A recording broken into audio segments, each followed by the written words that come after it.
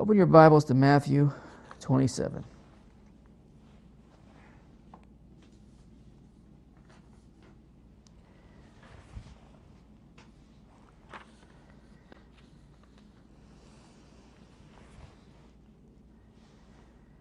Matthew 27, verse 26.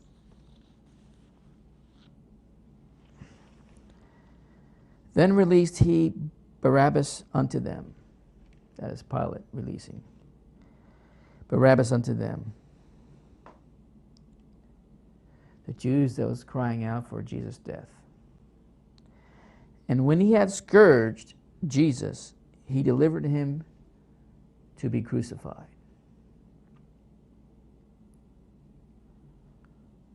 When they severely beaten Jesus, and we'll go into tonight what kind of beating he did receive. When they had whipped him,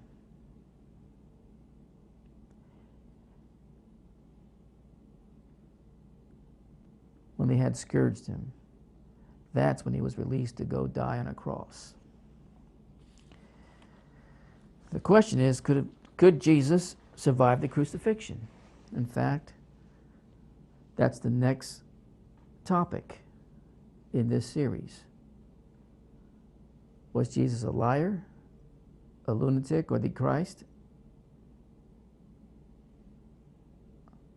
or the Messiah? Was he a liar? Was he a lunatic, a madman? Or was he what he said he was, the Christ, the Messiah? If you have that list, you could put it up, because we're adding number 9. Could Jesus survive the crucifixion? All those previous statements, 1 through 8, already have preached messages on those subjects.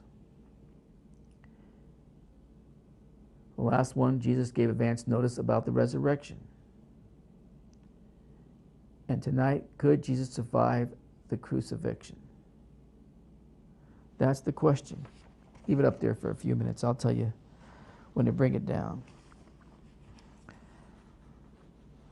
Some translations will read, Jesus was flogged. Flogging or whipping or scourging was very cruel. It usually consisted of 39 lashes. But we already know this by historical records that are available, that most of the time it ended up with more than just 39 lashes.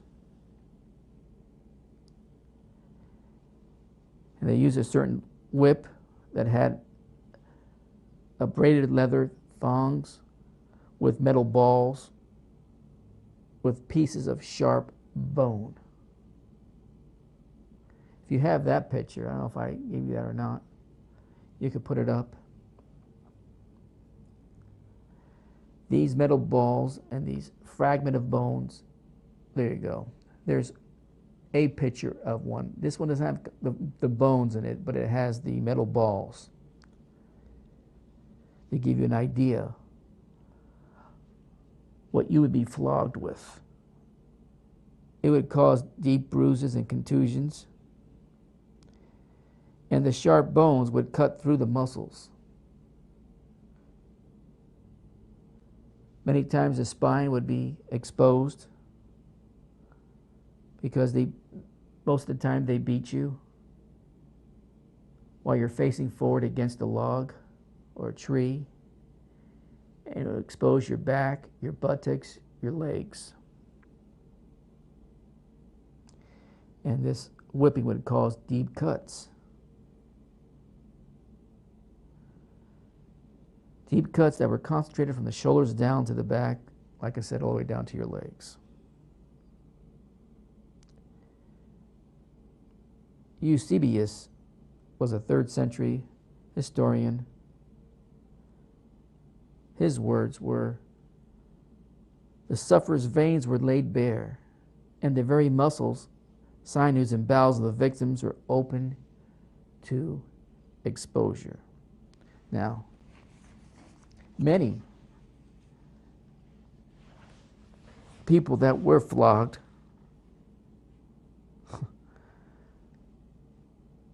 died before they even made it to their crucifixion. Jesus didn't, but many did.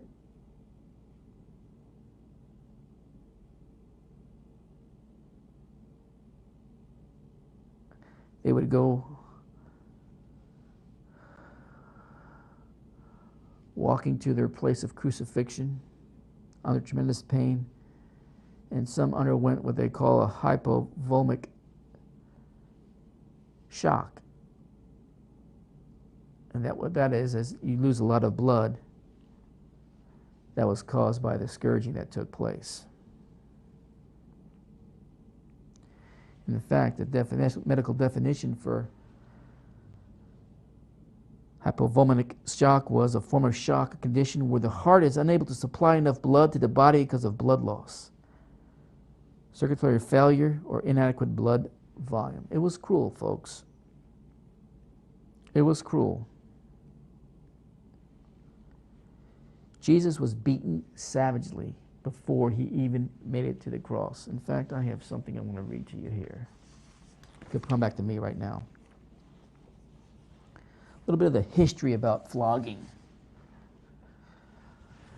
Why am I even mentioning this? Because there are some that believe that Jesus was able to resuscitate in the tomb those 3 days and 3 nights, and he survived the cross. He couldn't have survived the cross.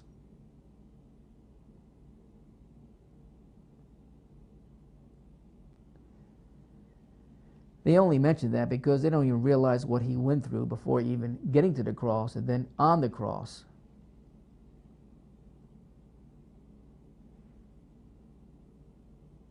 His death was complete. Brutal flogging was normal before any crucifixion. It was normal. So it's not out of the ordinary to be flogged before you were crucified. Except maybe in the case of mass crucifixions, when the number to be killed each day allowed no time for the whipping, for the whips.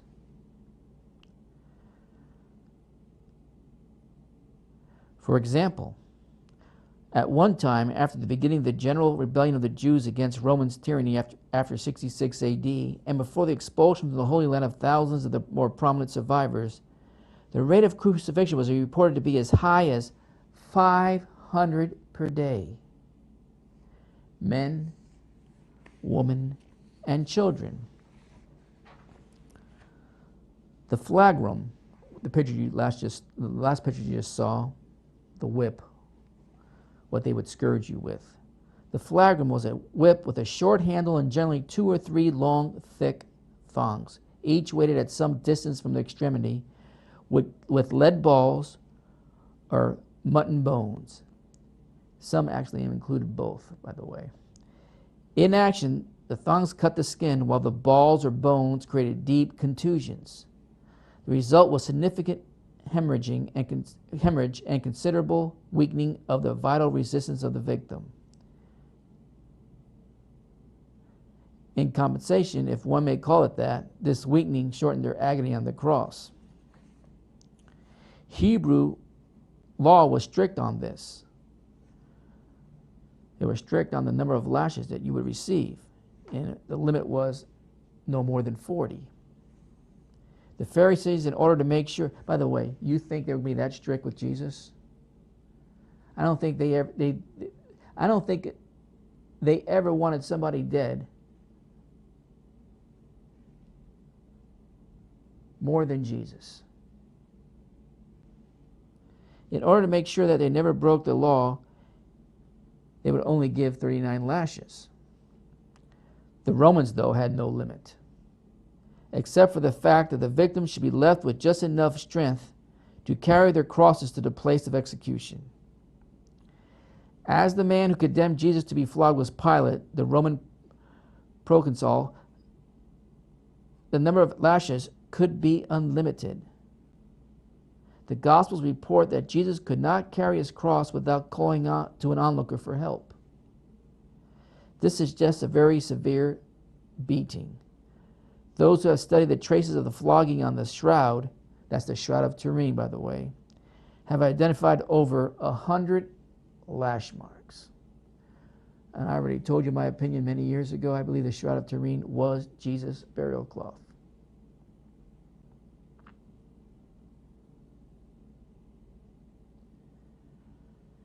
And I gave you my reasons for that at that particular time. You might be able to find those messages in the archives. I'm not sure. I know the Sidarium you can. But I'm not sure about the other messages. Those who have studied the traces of the flogging and the shroud have identified over 100 lash marks. What were the methods of flogging? Well, the victims were tied to columns with their hands above their heads.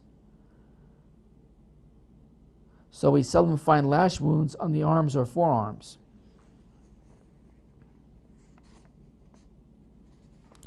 Now, examining the wounds on the shroud, for instance, what they could microscopically pick up when they were able to examine it.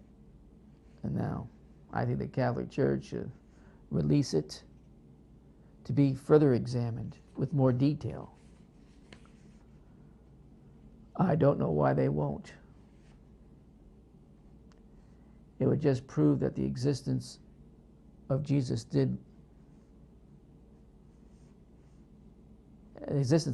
wearing that burial cloth, he was wrapped around with that burial cloth, would probably shut the mouths of a lot of these naysayers that say it's not part of it, because they go make their assumptions on a piece of the cloth that basically they took from the cloth, a corner piece of it that was clearly part of the fire about 1,100 years later, after the cloth was used as a burial cloth, and it was a bunch of patchwork, to tell you the truth, and bad science, to make a long story short, when they examined the wrong piece of the cloth, the wrong section of the cloth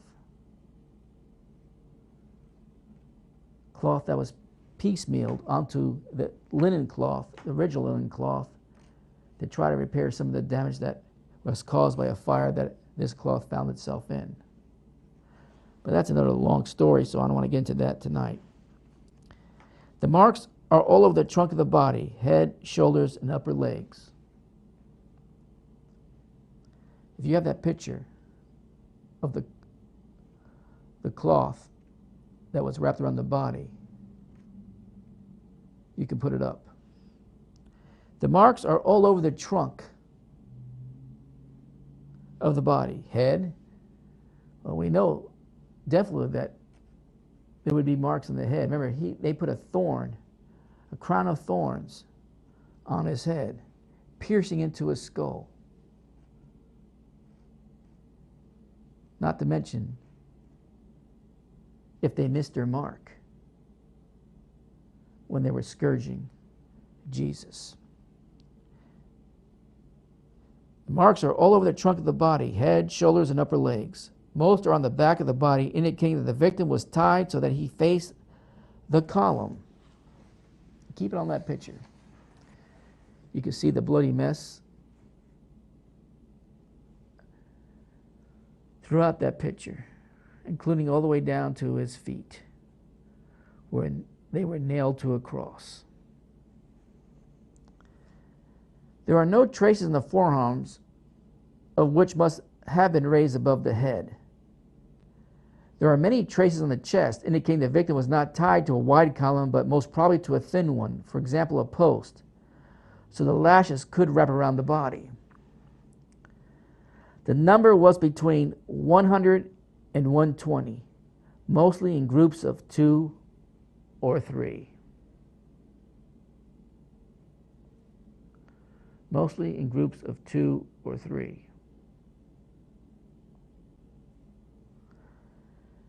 They are in a fan shape, spreading out from 2 origins, one on each side of the body.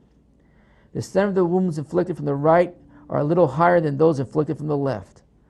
The probable explanation is that the executioner standing on the right was taller than the one standing on the left. One of them showed a tendency to lacerate the legs.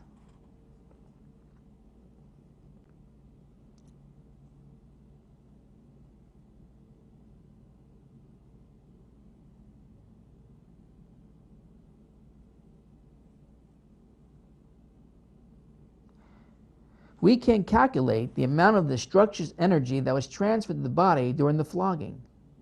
The total kinetic energy in all those swinging lashes, which was converted on impact into destructive force. Now this is interesting, folks, so listen to this. The number of lashes was 100 to 120. So let's calculate with it 110 as an average. The weights and the end of each thong or lash were 2 lead balls, each 1 centimeter in diameter, having a total weight of about 18 grams. To this we can add 2 grams for the weight of the leather, assuming that at least 5 centimeters of leather hit the target at the same time as the lead weights. So the total weight was about 20 grams. Now we need to know the speed of the blow and when it hit the body. This can be assessed by comparison with the known facts from another activity with similar movements, such as throwing a javelin. It is held directly in the hand about 60 centimeters from the shoulder, and its launch velocity is around 100 kilometers per hour, about 28 meters per second. How does the whip compare with this javelin throw? Well, if we count 60 cms's for the length of the swing and arm, 50 centimeters for the length of the handle, and another 70 centimeters for the length of the thongs to the lead weights at the extremity, it is clear that the radius of arc from the shoulder to the lead weights is about 1.8 meters, 3 times longer than the radius of swing when a javelin is launched. This triple radius means the velocity at the circumference can be tripled also, giving a terminal velocity of around 90 meters per second. Out of conservativeness, let us reduce this to 60 meters per second. After all, this is not rocket science. We just need approximations to get a general idea of the kinetics and the amount of energy that can smash into and absorbed by the victim's body. The total energy transferred during the flogging is therefore around 396 kgms, or around 3,883 joules. What's this mean? Well, the kinetic energy in a 9 millimeter parabellum round fired by an automatic pistol or submachine gun is only 36 kgms. So the total energy transferred by the flogging was equivalent to the energy conveyed by the impact of nine 9mm bullets. For readers more familiar with a 357-inch Magnum, one of the most powerful handgun munitions combinations available, the kinetic energy of a round fired from this 100 kgm, from this is 100 kgm. So the energy transferred by the floggings would have been equivalent to the energy released in the impact of 4 357 Magnum rounds. The ballistic specialist, M.H. Josserand, Josserand, used a coefficient of efficiency for munitions, which he called stopping power. This corresponds to the energy of the projectile in kilograms multiplied by its surface in centimeters, or cm2. 1 STP, the stopping power, equals 1 kgm times 1 cm2. He devised a drama scale relating stopping power values to pathological consequences. Lower than 5 equals no effective shock. Between 6 and 15, light shock. Between 16 and 35, reduced shock. Greater than 35, serious shock and stunning knockout or unconsciousness. In the case of this flogging, we have calculated from the total energy of 396 kgms and an impact surface area of 2.5 cm2s that the stopping power would be 990. This is 28 times the amount of impact energy required to knock a man out of combat. With 2 thongs on a whip, the 110 lash marks have resulted from 55 lashes, or arm swings. And each of these 55 contain enough energy to stun the victim. Obviously, in using this comparison, we remember that an impacting pistol round releases its energy more rapidly than a whiplash, and thus causes greater devastation. But the overall order of magnitude is the same. So it is easy to see how devastating a flogging is to a human body. Let us calculate now the area of skin surface damage and the volume of muscular contusion. When something is banged brutally against or into your flesh, Each impact compresses violently the muscular continuous plane situated immediately underneath the impacting object, and also a margin of at least 5 millimeters around it. In this flogging, the surface affected by each impact was about 8 cm2s, and the volume bruised 12 cm3s. Multiplying this by 110 impacts, we get a surface area of 880 cm2s and a bruised volume of 1320 cm3. Now, don't worry if you don't get all this. Just get the point. This is a huge volume of crushed tissue in which the cells are gravely damaged, their membranes ruptured, and their contents liberated and leaking. The extremely serious nature of the trauma received is discussed elsewhere in all kinds of physical and pathological effects of the flogging and other sources, which we really don't have to get into because I think you get the point. The images created by this yellow stains that you see on the linen are three-dimensional, as we've seen, but have no particular orientation. On the contrary, the wounds caused by flogging have a direction, and seen from an angle of 45 degrees, one can see, with the aid of a computer, which traces which were caused by the whip on the left and which by the whip on the right. This characteristic is seen only in the flogging. No other mark in the shroud shows any particular orientation. We see here a detail which escapes any attempt at falsification. There is no doubt that the body wrapped in the shroud suffered a severe flogging with weighted whips.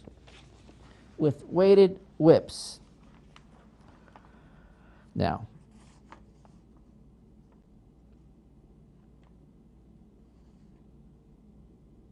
"55 lashes with the force," you come back to me, "of 357 Magnum firepower." Like this study said, the firepower of 357 Magnum comes at you much more rapidly, so it causes the damage that it does. But the force by the scourging gets distributed differently, but the impact is still the same. That's what Jesus went through. Whether he received 39 or 55 will all only depend upon how that whip was designed. But whether it was 39 or 55, would it make any difference? He was severely beaten before he was handed to be crucified. And he was unmercifully crucified.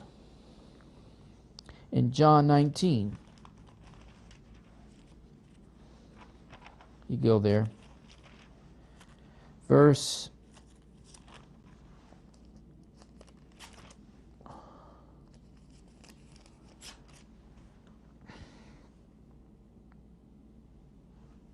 16. "Then delivered he him therefore unto them to be crucified, and they took Jesus and led him away. And he, bearing his cross, went forth to a place called the place of a skull, which is called in Hebrew Golgotha, where they crucified him, and two other with them, on either side one, and Jesus in the midst. And Pilate wrote a title and put it on the cross, and the writing was, Jesus of Nazareth, the King of the Jews." After being beaten, after being scourged, with the impact of a modern day pistol, firearm, such as a .357 Magnum,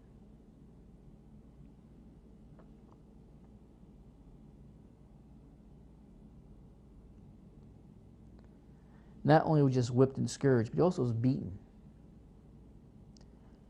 Had a crown of thorns digging into his skull.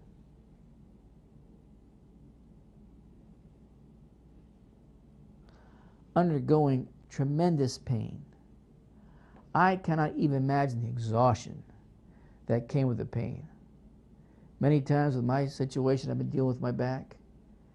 It has left me exhausted because of the constant pain. I can't even imagine what Jesus went through. And then they tie that, because that's usually what they did. They tied, not like what you see in the movies. I don't believe he carried a T-looking cross up to Golgotha. I think it was just a piece of wood that eventually would hang on another piece of wood and crucified. But before he got to that crucified state, after being beaten severely, in exhaustion, in excruciating pain, he had to carry a piece of the cross to his execution. And once there, like I said, he was crucified. And once there, he was laid down on that cross, hands stretched out on the horizontal beam, nailed to the cross. The nails were about 5 to 7 inches long, with a very sharp point that was sharpened at one of its ends. The spike or the nail would have to go through probably the medium nerve in the wrist, which created more excruciating pain that was really unbearable. In fact, most people don't know this, but we use the word quite a bit, excruciating. A new word was invented because of this, and that word was excruciating, which literally means, not modern day definition meanings, out of the cross. Then they hoist him up, and that crossbar or cross beam or whatever you want to call it was attached to that vertical pole, probably like this.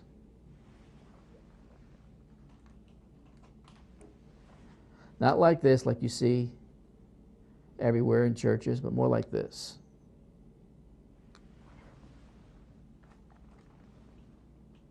And of course, hanging on that cross, the way they were hanging, probably dislocated both shoulders. His feet were pierced. His wrists were pierced. In order to exhale, they had to push on a block at the lower end of the cross, tearing into the ripped apart feet because of the nails, and a slow death, which they eventually would suffocate, resulted.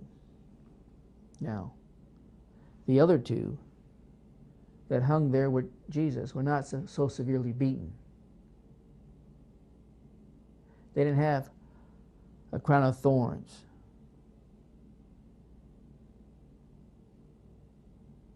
They gave Jesus all they could give him without killing him. And it's amazing that he didn't die, because as I said earlier, many died before they ever reached the cross because of the scourging. Now, put up another picture. There's a lot of popular beliefs that Jesus, this is a good way of looking at how he was hung, by the way. Except, I don't believe he was hung with a cross like a T. Move that cross beam up until on top of that pole, and that's how Jesus was hung. Arms pierced. Instead of the one foot on top of the other, they were nailed on the side, like you see there in the bottom right, and keep it on that picture for a moment.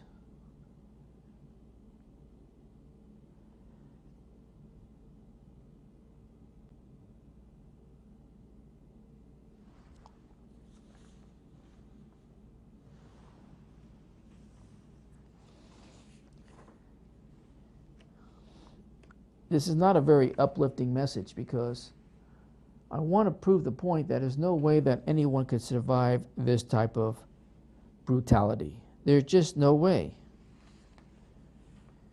Now we're looking at Jesus hanging there on the cross. And I'll come back to how those feet were nailed to the cross if I have time. But before I go there, I want to go to John 19, verse 31. You can bring it back to me now.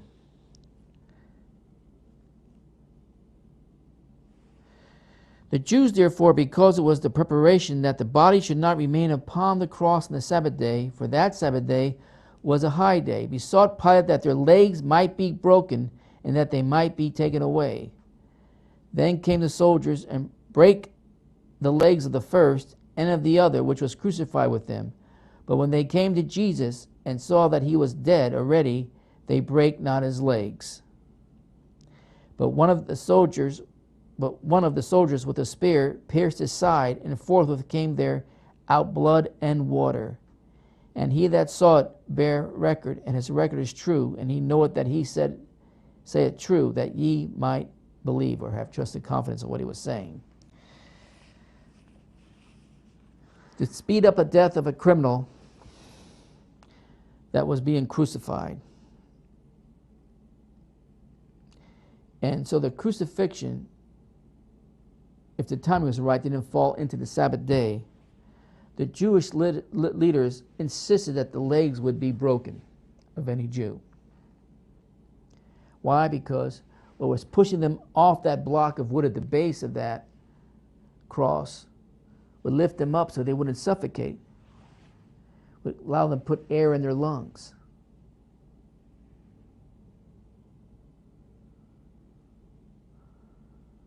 If you didn't have that ability, death would come really quick. They would die of asphyxiation. So, bottom line is, what the scriptures are saying is that the soldiers did come around, probably at the request of Jewish leaders to make sure that they didn't die into the Sabbath day. They didn't die before the Sabbath day. Now, there's a medical doctor. He was a physiologist at one of the universities in Europe, and he wrote, when the soldier pierced with his spear the side of Christ, he was already dead. And the flow of blood and water that followed was either a natural phenomenon explicable by natural causes, or it was a miracle. That St. John thought it, if not to be miraculous, at least to be unusual, appears plainly from the comment he makes upon it, and from the emphatic manner in which he solemnly declares his accuracy in narrating it. Repeated observations and experience made upon men and animals have led me to the following results.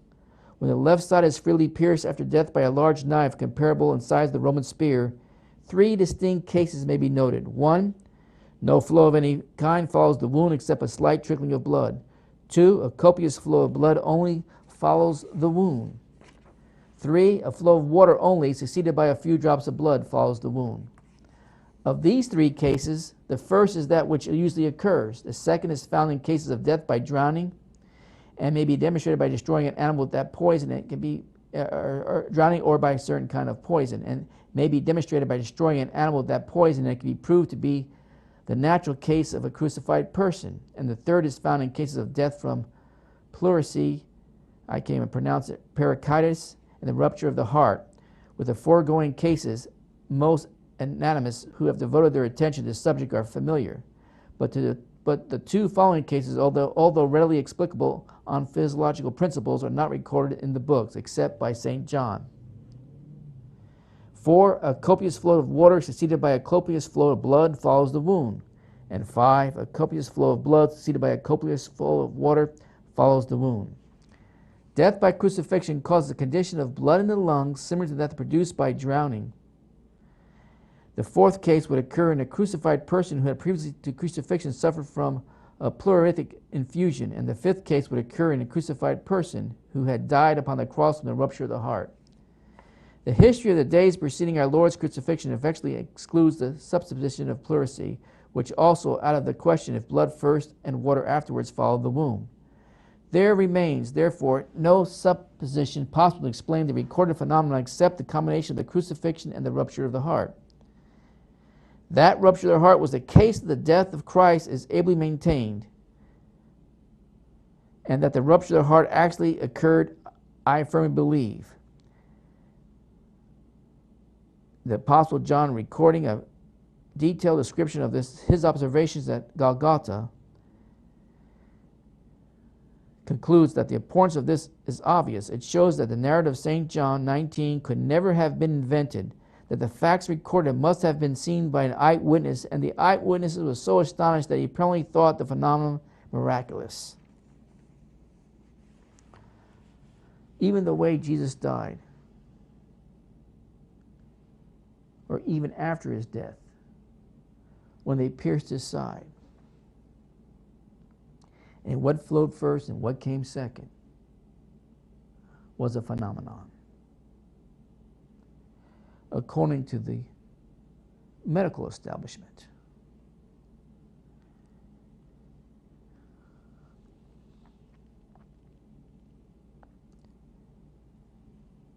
He was testified dead. Roman soldiers took their own lives in their hands. If they misdiagnosed the situation and pronounced somebody that was somebody dead, and it turns out that they weren't dead, it would mean that they could have died for the misinformation. They would put to death. So you would be sure that someone was dead. So even though Jesus looked dead hanging there on the cross, and there was no need to break his bones, by the way, which fulfills a prophecy that was given about Jesus, that he would never receive a broken bone in his body, even during the crucifixion. But they saw Jesus there dead. If you think about it, God's in control. They could have broke his bones, and if he was still alive, even though he might have been unconscious, he could have reacted to those bones being broken. So what did they do? Even though they thought he was dead, they made sure if he wasn't dead, he was going to be dead. God controlling history once again. And they pierced his side, reaching all the way to a place in his heart that caused death and caused the flow of these liquid blood and water to flow in a certain way that even the writer of the gospel record of this event saw as unusual. And I just gave you the 5 reasons why and what could have happened once that piercing took place.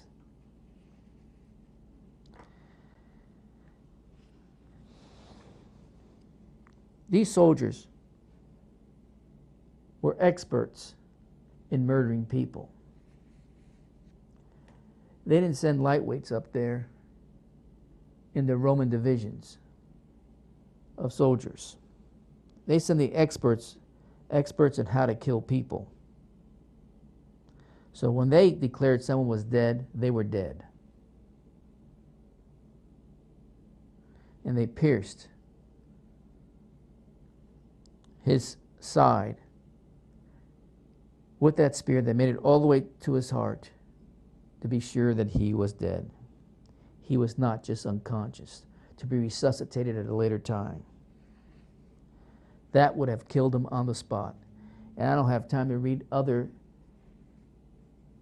authors on the subject matter that declare, in the medical field, by the way, there's no way that Jesus could survive that type of piercing, especially after being beaten near death to start with, before he even got to the cross. Now, what happened afterwards? You continue reading in John 19, verse 38. And after This is the burial of Jesus. And after this, Joseph of Arimathea, being a disciple of Jesus, but secretly for fear of the Jews, besought Pilate that he might take away the body of Jesus, and Pilate gave him leave. He came therefore and took the body of Jesus. And there came also Nicodemus, which at the first came to Jesus by night, and brought a mixture of myrrh and aloes, about 100-pound weight. That's a lot of weight, my friend. A mixture of myrrh and aloes, about 100 pounds of weight. Then took they the body of Jesus and wounded in a linen cloth with the spices, in the manner of the Jews, as the manner of the Jews is to bury. So Joseph of Arimathea went to Pilate, begged for his body. Pilate released Jesus' body to Joseph, and they start the process of burying him.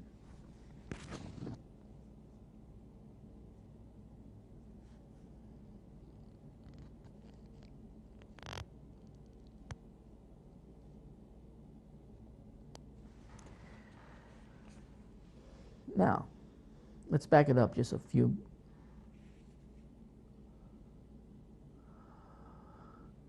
Back to those nails. Back to how he was hanging there on the cross. What he did to his body. If you had the picture, again, with the example of how he was pierced, not pierced, but how he's nailed to the cross, including just the one, yeah, that picture right there. Archaeologists in 1968 discovered in Jerusalem the remains of 36 individuals, Jews, who had died during the approximately around the 70 AD period, about 30-some years after Jesus' crucifixion. And supposedly they were part of the rebellion, the uprising of Rome. And one of these individuals that were crucified was named Yohanan. And they found, part of the record, a 7-inch spike was still found in this crucified person. And they found the spike in his foot. It was driven into his feet. They also found small slivers of olive wood from his cross that were also attached to the back of his body. I want you to think about it.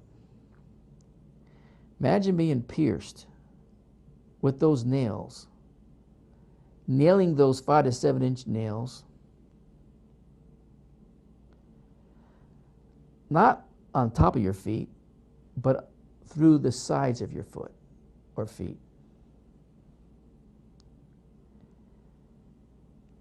How could have Jesus walked away from that? Somehow he survived the beating. Somewhere between 39 and 59 lashes, severely beating, ripping his body apart, exposing his spine, muscle tissues ripped apart, so weak he couldn't hardly even carry the crossbeam of that cross. He gets to the cross. They nail him. He's hanging there.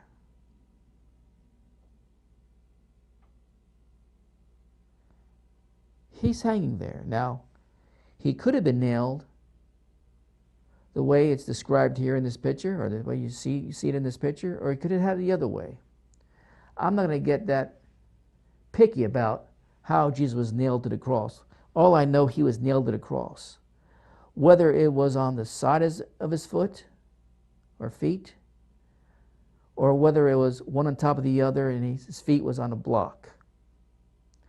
Now, his feet still could have been on a block if it was nailed this way. The block could have been more on the sides of where his feet was hanging, which is some evidence of that also.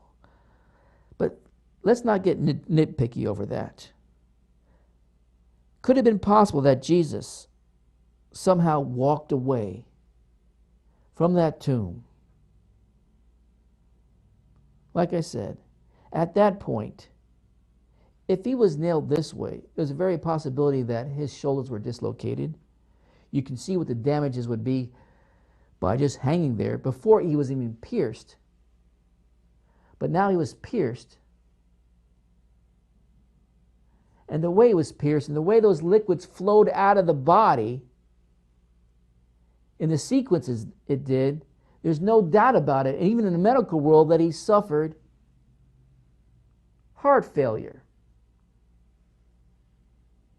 because of the way, in that weakened state, by the way, if he was still alive, according to the medical establishment, he would have suffered heart failure. But the record said he was already dead. He was already dead.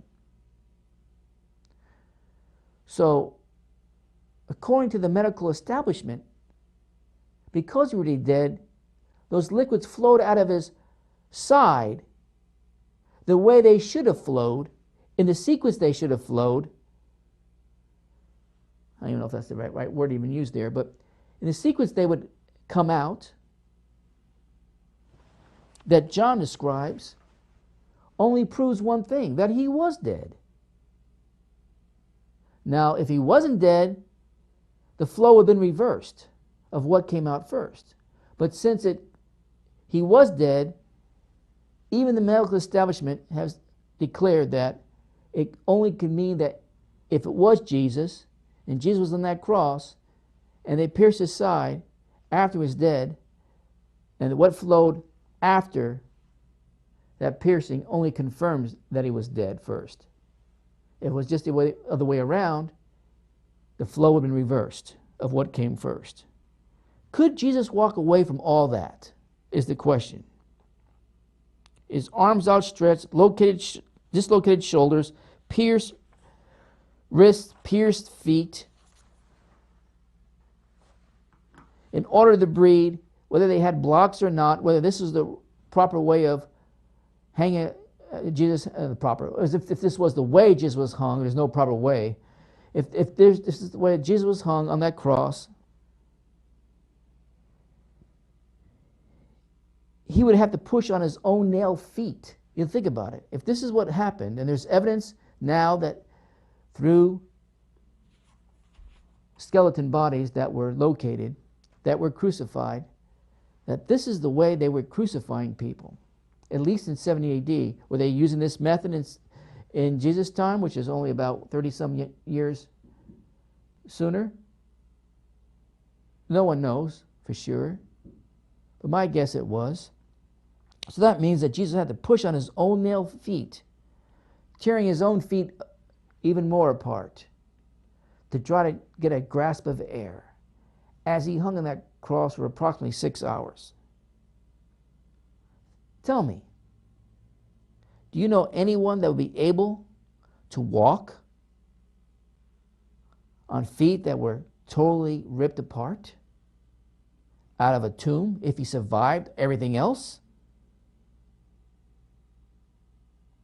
A bloody back, probably a spine that was ripped apart also. And then add insult to injury, and try to convince us that he had the strength to roll away a heavy stone that sealed his own tomb, and bypassing soldiers guarding it without ever being detected. Sounds impossible, doesn't it? That person will not even be able to move, my friend. Not be able even to move.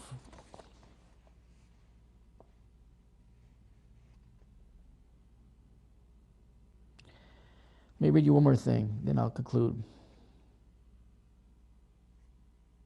The goal of a crucifixion was to inflict the maximum agony for the longest possible time.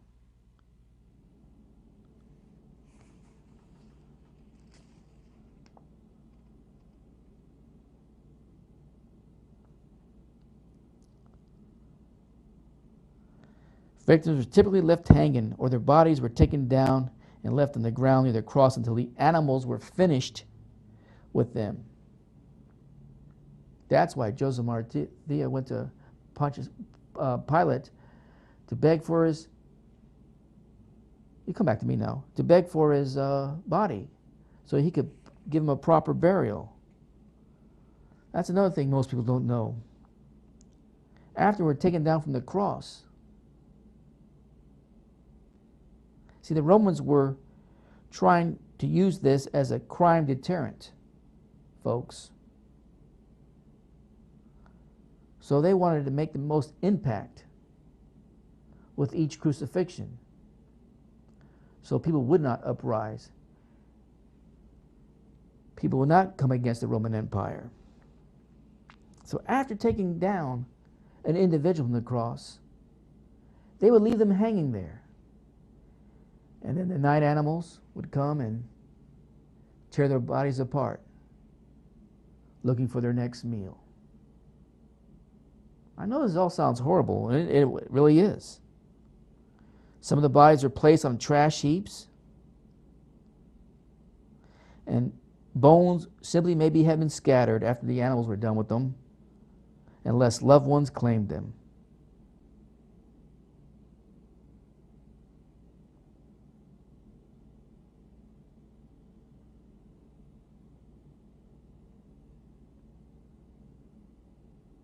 Victims could hang on the cross for days before they finally died, depending on what was convenient for the Romans. The victim's arms could be nailed to the cross at the wrists. I already covered all this. The feet were always seemed to be nailed to the cross.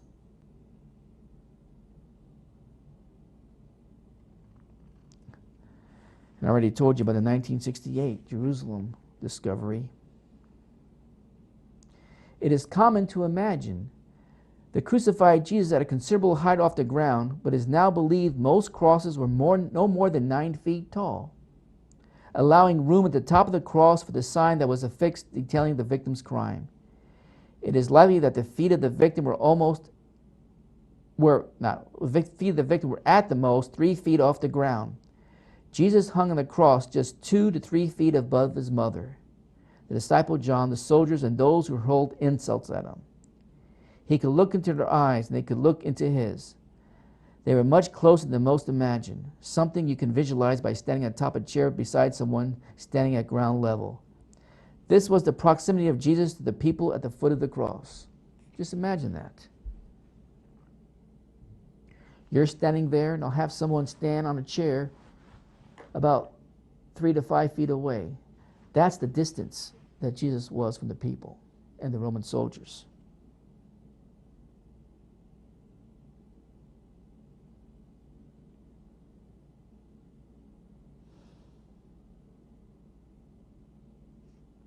I think I gave you enough horrible descriptions of how people were crucified. Now intensify that by what Jesus went through.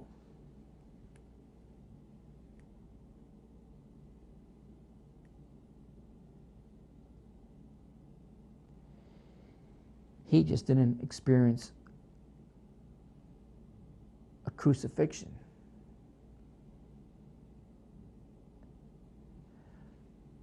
As someone would experience it, I firmly believe that he could see things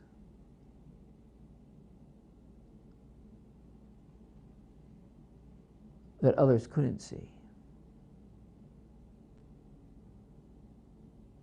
I believe when he was hanging on that cross, he not only saw his mother, John, his mockers, Pharisees, Roman soldiers, all the physical elements that we can relate to. I believe he saw the unseen. Probably laughing and mocking him that he was defeated. even though they knew better. They knew all the prophecies. But they were going to rejoice in the moment. The unseen spiritual enemies that we face, that are unseen to us, were seen to Jesus. As he hung there on that cross, to take the blow, to take the scourging, to take the whipping, to take the nails, to take everything that we deserved, he took it for us. Well, the physical element that we relate to and the unseen element that we can't see didn't have the last laugh. Jesus died, but he came back to life. He rose from the dead. He survived. Not a resuscitation. He was revived by a resurrection. A dead Jesus that came back to life with a new body, with the same message. I died so you can live. Now, if Jesus was a fraud, if he was a liar, if he was a madman, why would he put himself through any of this?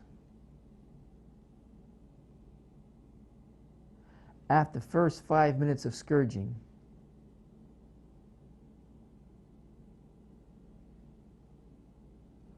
why not break down and confess, I just made it up. I was lying. I'm not the Messiah. I'm not your Savior.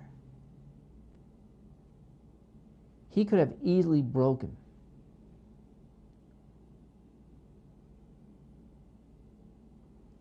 And if not then, definitely on the way to the cross. But he didn't. He knew what his mission was. He knew what his purpose was. He knew what pleased the Father. How can you say it pleased the Father watching his only begotten Son suffer? Because he knew that it would give us life. And he knew the outcome. Jesus would have victory. He would get a new body, a resurrected body, to give us hope that someday when this one wears out, we will get a new one too. One that will go with us throughout eternity, that won't suffer any more pain or suffering of any type that we experience in the physical flesh now. Jesus was not a fraud. He was a Savior. He was the Messiah. And no, he could not have survived the cross. It was medically impossible, friends. There's a lot of information you can look up for yourselves concerning all the medical explanations of how it was impossible. And there's plenty out there. I don't have the time of this series, or else we'll be going on from there 4 or 5 messages easy on this particular subject. I just wanted to introduce to you, for those who don't know, what are some of the experiences that Jesus went through before he even got to the cross, and what happened to him when he got to the cross, and how it's physically impossible to survive anything like that. As I said, it's a matter of historical record now. Most people didn't even survive getting to the cross. Those mass crucifixions of 500 didn't go through everything that Jesus went through, or some of the more serious crucifixions. Those mass crucifixions of 500 made crosses and put people up on the cross without even being scourged. And they would sit there on that cross or hang there on that cross for days on end, and eventually died through exhaustion, the heat, the elements, and eventually, if you were Jews and the Sabbath was coming around, the Roman soldiers would break your legs and you would die of asphyxiation because you just couldn't carry your weight any longer and your lungs would collapse in itself. And then when taken down from the cross, they would just lay you there and let the animals at you, tearing the rest of your flesh apart. And then if loved ones was lucky enough to collect bones that they think was yours, they would bury you, whatever was left. But prophecy came true. Jesus' legs would not be broken, just as was prophesied in the Old Testament. He died on that cross before the Romans even pierced his side with a spear.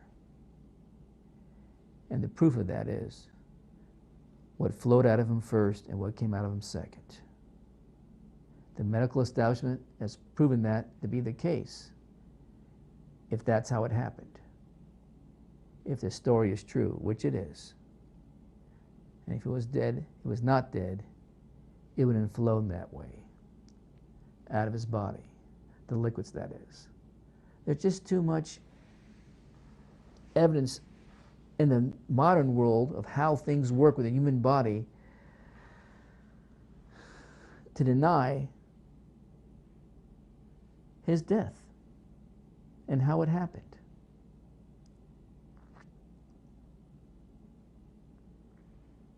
John was right.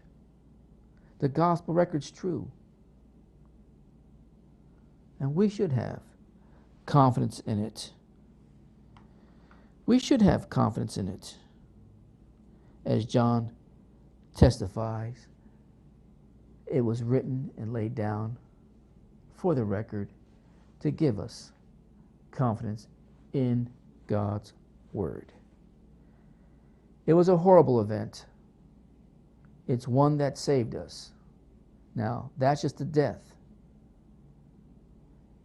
That's just half the story. But he had to rise again for his mission to be complete. And that's what we'll look at next time. This was tough to get through because I left so much out I wanted to get to, but I think you get the point. And it's never something that I look forward to when studying it or reading it or even preaching it, how Jesus died, because it was so horrific. I thank him for what he did on a daily basis. That's what going to the table of the Lord is all about, remembering him and what he did for us. But it's tough to preach it, and it's tough to research it out. It's tough to teach it. It's tough, period, to see what he had to go through for our benefit. But thank God he did, or else we would be most miserable knowing that there would be no future with him. Those of you who are interested in getting more details how gruesome this was, there's plenty of information out there. But I think I gave you enough to show you there's no way any human could survive. Not even the Son of God in the tent of human flesh could have survived this. It was too brutal. Satan thought he had the last laugh.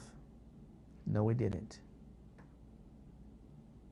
Victory came to Jesus. He won the battle. He wins the war.